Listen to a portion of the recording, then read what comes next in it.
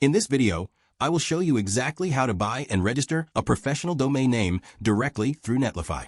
Buying a domain through your hosting provider simplifies the entire process because it automatically handles the technical configuration for you. To get started, you need to log into your dashboard and click on the specific project or website that you want to buy the domain for.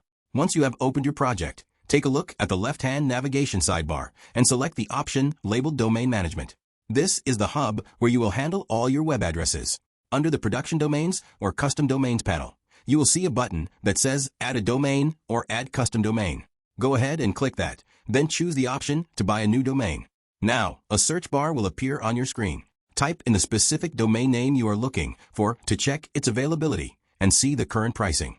Netlify supports a really wide array of top-level domains, including popular choices like .com, .net, and .org, as well as modern options like .dev or .app. If the domain you want is available for purchase, you will see a button to buy or register it. Simply follow the prompts to complete your payment and registration.